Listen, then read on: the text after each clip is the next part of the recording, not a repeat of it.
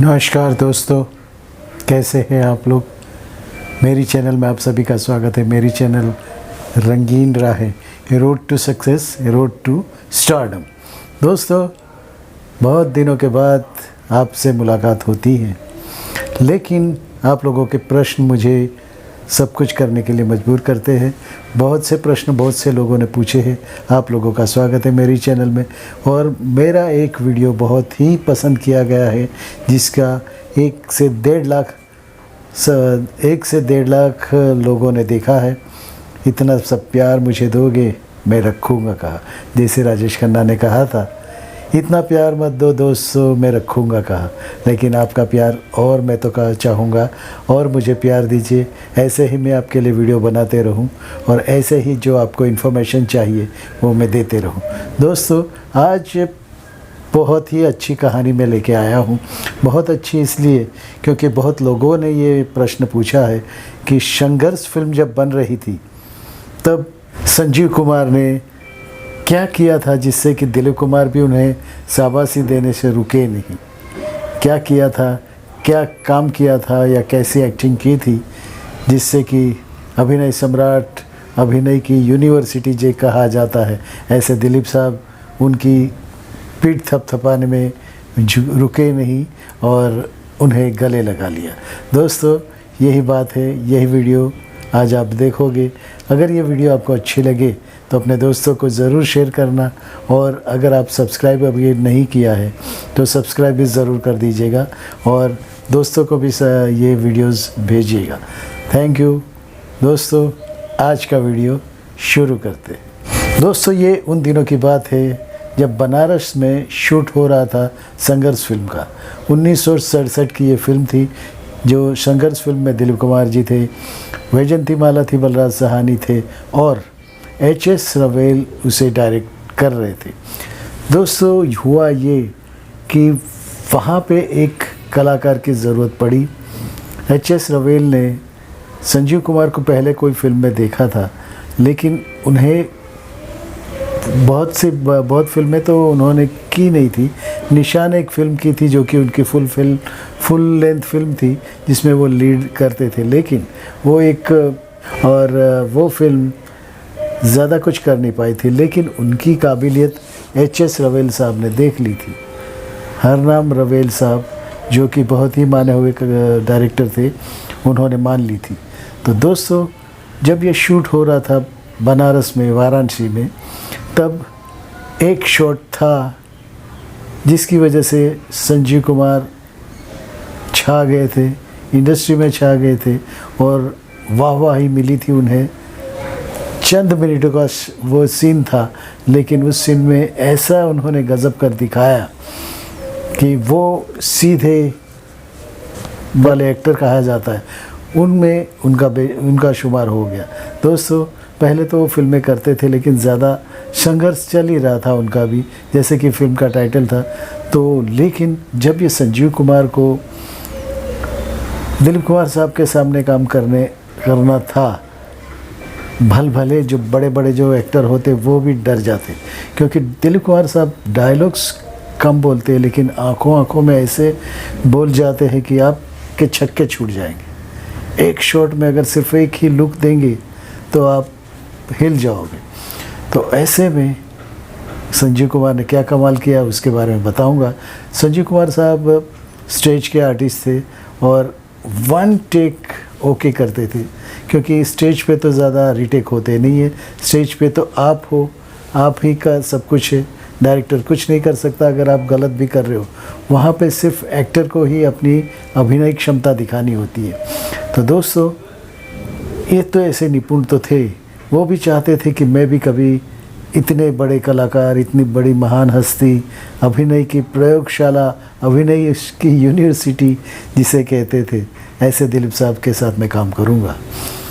तो उन्होंने एक शॉट था कि उनको दिलीप कुमार साहब की बाहों में मरना है। दोस्तों, बहुत ही इमोशनल शॉट था। इतना इमोशनल शॉट था कि जैसे संजीव कुमार ने किया, ऐसे ही लगा जैसे वो खुद मर रहे हैं, और सामने इतने बड़े कलाकार दिलीप कुमार साहब उनको भी लगा कि ये क्या है, ये कौन है। तो दोस्तों पहले ऐसे ये बात भी सही है, लेकिन उससे एक बात कहूँगा कि पहले के ज़माने में भी ऐसे होता था कि एक ग्रुप में बैठ के डायरेक्टर, प्रोड्यूसर, हीरो, हीरोइन वो अलग ग्रुप में बैठ के खाना खाते थे। जब शूट होता था, शूटिंग के बाद जब लंच होता था तब तो संजीव साहब वो नए नए थे, तो दूसरे कलाकार, छोटे जो कलाकार थे उनके साथ बैठ के खाना खाते थे, उनके साथ अलग से खाना खाते थे। तो वो जब शॉट होने जा रहा था, उससे पहले 2-4 शॉट्स हुए थे, लेकिन उसमें भी अभिनय क्षमता उन्होंने दिखा दी थी संजीव कुमार साहब ने। तो जब खाना खाने बैठे तो दिलीप साहब ने HS रवेल साहब से पूछा कि हरनाम जी, ये लड़का कौन है, नया लड़का कौन है और कहाँ से आया है? स्टेज का आर्टिस्ट लगता है मुझे, तो इतना परफेक्शन देता है, इतना अच्छा देता है, तो उन्हें मेरे साथ खाने पे बुलाओ। संजीव कुमार साहब भी इतने खाने बैठे ही थे कि उनको बुलाया, तो संजीव कुमार भी एकदम ये हो गए कि क्या गलती मुझसे हो गई कि दिलीप साहब को कुछ बुरा लग गया होगा, इसके लिए शायद मुझे बुला रहा है। तो उन्होंने बाजू में बिठाया और कहा हमारे साथ आप खाना खाएंगे, कल से आप हमारे साथ खाना खाएंगे।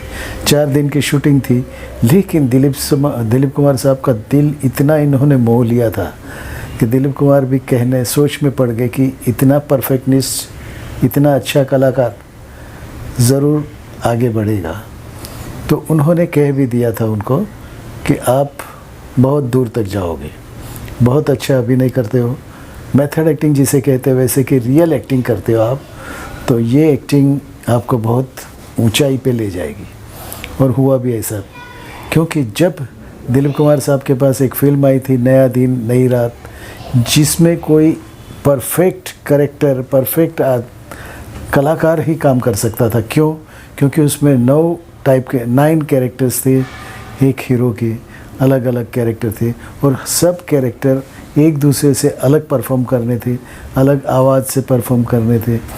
तो वो कौन कर सकता है? तो दिलीप साहब बहुत बिजी थे उस टाइम। मधुमती ये सब फिल्में उनकी हिट हो गई थी, संघर्ष फिल्म भी चल रही थी, काम में बहुत बिजी थे। तो उन्होंने प्रोड्यूसर साहब को हाथ जोड़ के कह दिया कि मैं तो ये कर नहीं पाऊँगा।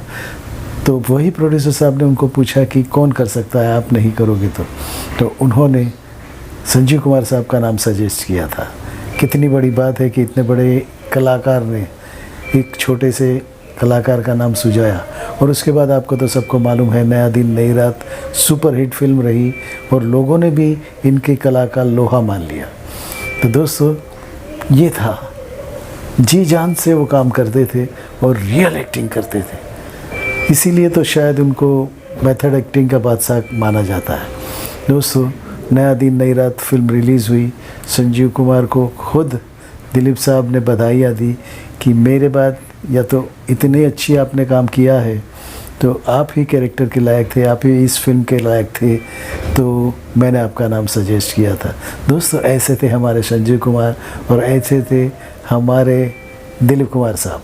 दिलीप कुमार साहब को आज भी मैं याद करता हूँ तो उस वक्त की नया दिन नई रात फिल्म याद आती है और उनके साथ में, उस बात के साथ में मुझे याद आते हैं संजीव कुमार साहब। दोस्तों इतने परफेक्टनिस्ट, इतने अच्छे कलाकार, बहुत ही कम उम्र में 56 साल की उम्र में ही उनकी मौत हो गई थी। तो शायद उनको पता चल गया था कि मैं ज़्यादा ज़िंदा रह नहीं पाऊँगा, क्योंकि हमारा ज़िंदगी का ऐसा ही है, हमारी ज़िंदगी में कोई 50 से ज़्यादा जिया नहीं है। तो तब से उन्होंने बूढ़ों के रोल करने शुरू कर दिए थे। जब एक बार एक प्रोग्राम में फूल खिले हैं गुलशन गुलशन में तबस्सुम ने उनको पूछा था कि आप बूढ़े का रोल क्यों करते हो, तब उन्होंने उनको बात कही थी कि मैं अपना बूढ़ापन तो मैं देख नहीं पाऊँगा, मैं हर पल जीना चाहता हूँ, मेरे बुढ़ापे को भी जीना चाहता हूँ, तो इसलिए मैं ये कैरेक्टर करता हूँ, बूढ़े के कैरेक्टर, क्योंकि मैं वहाँ तक पहुँच नहीं पाऊँगा। कितनी सच्चाई थी उनकी बातों में, कितना दुख था। दोस्तों ऐसे ही थे हमारे संजीव कुमार साहब। ऐसे ही मिलेंगे नए वीडियोज़ में। आपका दोस्त, आपका होस्ट विपिन कुमार, नमस्कार। नए लोग अगर मेरे इसमें जुड़े हैं तो मेरे लोगों को सब्सक्राइब कीजिए, मेरी चैनल को सब्सक्राइब कीजिए और अपने दोस्तों को भी ये वीडियो दिखाइए अगर आपको अच्छा लगा। भारत माता की जय, वंदे मातरम, नमस्कार। दोस्तों पसंद आया होगा, अगर आप कुछ चाहो तो मुझे वीडियोस में बताइएगा, नीचे बताइएगा नरेशंस में, तो मैं वो वीडियो बनाऊंगा। तो दोस्तों भारत माता की जय, वंदे मातरम,